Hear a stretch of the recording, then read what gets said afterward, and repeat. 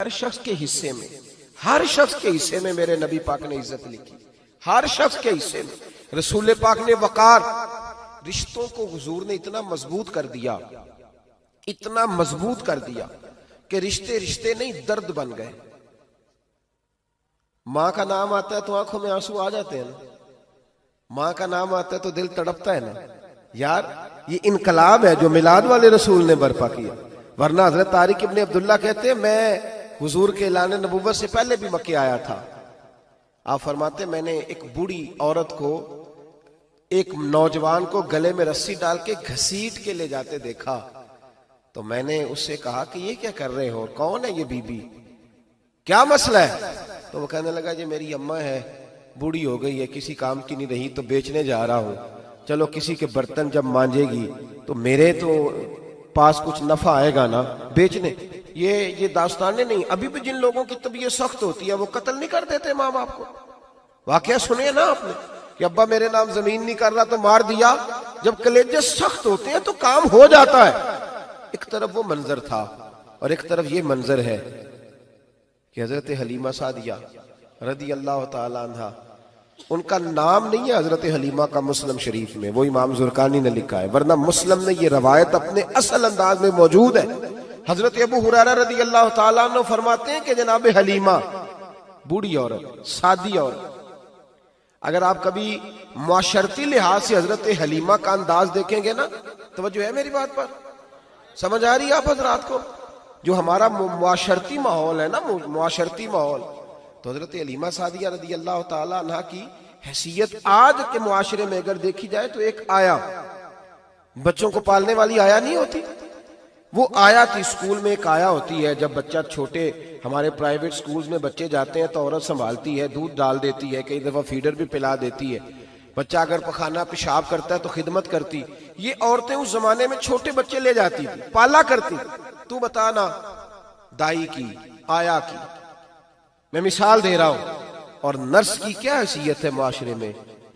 और हजरत हलीमा सादिया जब नबी पाक को वापस लेके आई थी तो चलो कुछ नहीं, लेकिन ना कुछ मुआवजा भी उन्हें हजरत अब्दुल मुत्तलिब ने अता किया था। जनाब आमना ने उन्हें कुछ, एक माना यह भी हो सकता था कि पैसे दे के ये काम कराया, माना हो सकता था। आज जो घर में अम्मा बर्तन धोती है उसकी क्या हैसियत होती है? वो तो बेचारी जिन बर्तनों को धो के हमें देती है, बाद में उन्हीं बर्तनों में हम उन्हें खाना खाने की इजाजत नहीं देते। लेकिन मेरे रसूल पाक ने रिश्तों को इज्जत दे दी, इस तरह की इज्जत दी, इस तरह की इज्जत दी कि जनाब हलीमा मस्जिद नबी का दरवाजा गुजरी ही थी कि हजरत अबू हुरैरा फरमाते हैं नबी पाक मिंबर पर उठ के खड़े हो गए। रसूल पाक खड़े हुए, नबी पाक। मैं कभी कभी ये रवायत देखता हूं तो मेरा दिल करता है मैं अपने आप से पूछूं, मेरा दिल करता है मैं अपने यारों दोस्तों खुतबा से, वाइजीन से, पीरों से, मशाइख से पूछूं कि तू भी बता, जब तू शागिर्दों को पढ़ा रहा होता है और तेरे अब्बा जी आते हैं तो तू कभी उठ के खड़ा हुआ है? अपने जैसे लोगों से, अच्छे उलमा की बात नहीं करता, कभी सवाल करो। ये बड़ा मुश्किल काम होता है, बड़ा मुश्किल कि आलिम दीन तकरीर कर रहा, वालिद आ जाए, बंदा उठ के खड़ा हो। लेकिन रसूल पाक ने इज्जतें दी, वकार दिया। जनाब हलीमा दाखिल हुई तो हुजूर मिंबर पे खड़े हुए और इतनी तेजी से हुजूर आगे बढ़े, अपनी चादर को उतारा और फिर मेरे रसूल ने जमीन पे बिछाया और फिर हजरत हलीमा सादिया बैठ गई। और जनाब अबू हुरैरा फरमाते जितनी देर नबी पाक उनके सामने बैठे रहे, अत्तहियात की हालत में बैठे रहे।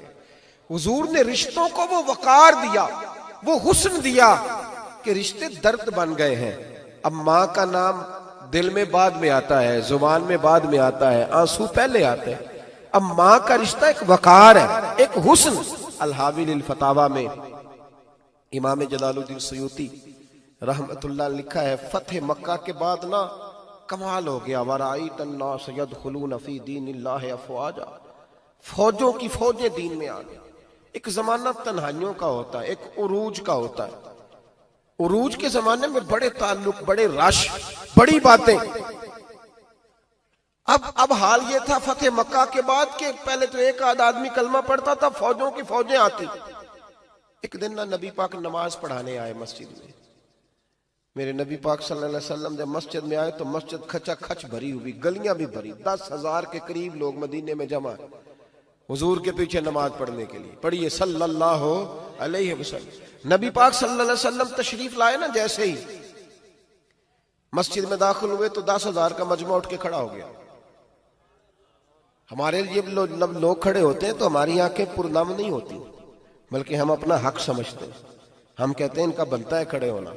हालांकि भाई दुनिया सब के लिए खड़ी नहीं होती। जब कोई खड़ा हो ना तो नजर झुक जानी चाहिए और तेरे दिल में ख्याल आना चाहिए कि या अल्लाह मुझ पे रहम ही रखना, ऐ अल्लाह मेरी पर्दा पोशी करना, या अल्लाह ये तेरी दी हुई इज्जत है, मेहरबानी कर, खुफिया तदबीर से महफूज फरमा।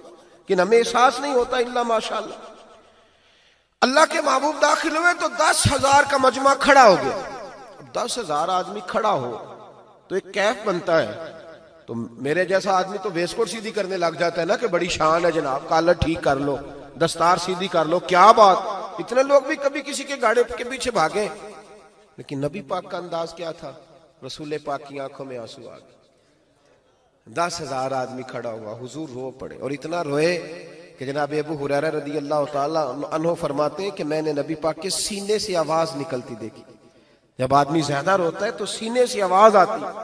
हुजूर रोए कि सीने से आवाज आई। आप फरमाते हैं फिर हुजूर ने आंसू पूछे, फिर नमाज मुकम्मल हुई। जब लोग चले गए तो हज़रत अबू बकर सिद्दीक उठ के करीब गए, कहा या रसूल अल्लाह सल्लल्लाहु अलैहि वसल्लम, आज कोई वजह नहीं थी रोने की, आप आए हैं और रोना शुरू कर दिया। तो मेरे महबूब फरमाने लगे, आज जब मैंने अपनी वो शानें देखी, वो मकाम देखा, तो मुझे अपनी अम्मा की याद आ गई, माँ की याद। रिश्तों को वो इज्जत दी, वो वकार दिया, वो हुस्न दिया। कहाँ नमाज के लिए लोगों का खड़ा होना और कहाँ अम्मा की बात छेड़ देना। मेरे हबीब फरमाने लगे, मुझे अपनी अम्मा आमिना की बात याद आई। मेरी माँ ने तो वो दौर देखा था जब वजूद पे कपड़े भी पूरे नहीं थे, दिल करता था आज अम्मा मौजूद होती, मैं नमाज पढ़ाने आता, अल्लाह अकबर कह के नियत बांधता, सुभानक अल्लाह के बाद सूरह फातिहा पढ़ता और सूरह फातिहा मुकम्मल पढ़ लेता कि मेरी अम्मा अम्मा को कोई काम याद आता। वो पर्दा सिरका के कहती, बेटा मोहम्मद मेरी बात तो सुनना। तो महबूब फरमाते, अल्लाह की इज्जत की कसम मैं नमाज छोड़ देता, पहले माँ की बात सुन के आता। मैं छोड़ देता नमाज। वकार दे दिया, वकार, वो हुस्न बख्शा, वो तवानाई